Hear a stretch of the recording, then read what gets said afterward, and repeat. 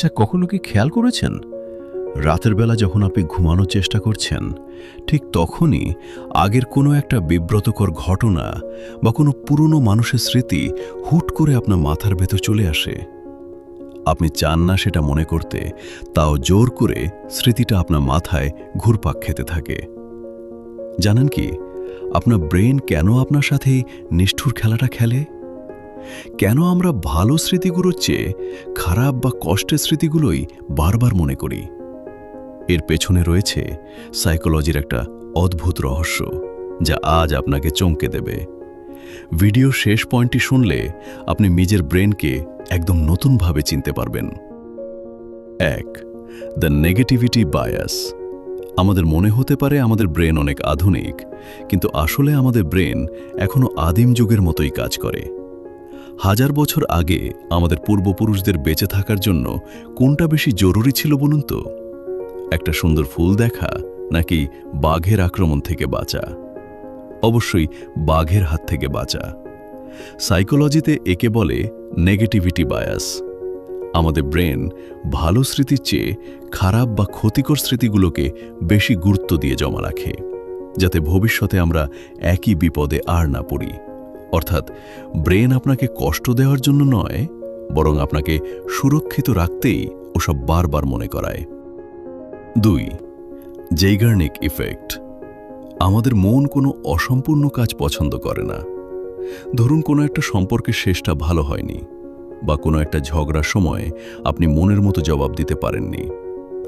Psychologist ব্লুমা জেইগার্নিক আবিষ্কার করেছিলেন যে মানুষের ব্রেন অসম্পূর্ণ ঘটনাকে বেশি মনে রাখে। যতক্ষণ না আপনি মনের ভেতর ওই ঘটনার একটা প্রপার ক্লোজার বা শেষ পাচ্ছেন, আপনার অবচেতন মন বারবার সেটাকে স্ক্রিনে নিয়ে আসবে আর বলবে, এই দেখো, এটা কিন্তু এখনো শেষ হয়নি। 3. নস্টালজিয়া এবং কেমিক্যাল রিঅ্যাকশন। মাঝে মাঝে আমরা ইচ্ছে করেই পুরনো স্মৃতিতে ডুব দিই, বিশেষ করে যখন আমরা বর্তমানে খুব একা বা হতাশ বোধ করি। এটাকে বলে ডিফেন্সিভ নস্টালজিয়া। যখন বর্তমান সময়টা কঠিন মনে হয়, তখন ব্রেন আমাদের অতীতের সেই সব দিনগুলোতে নিয়ে যায় যেখানে আমরা নিরাপদ বোধ করতাম।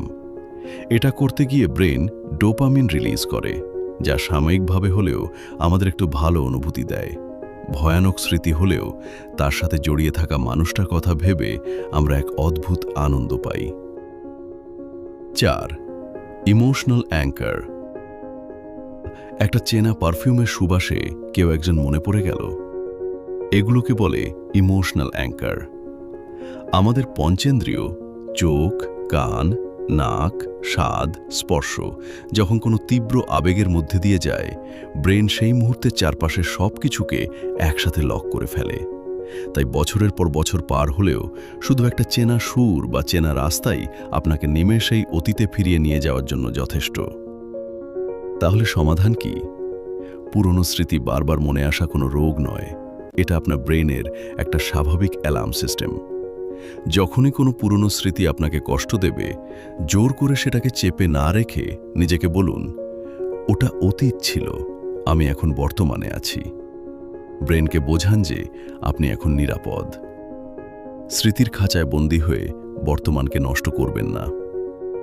আচ্ছা, আপনার মাথায় সবচেয়ে বেশি কোন স্মৃতি হুটহাট চলে আসে? কমেন্ট করে আমাদের জানান।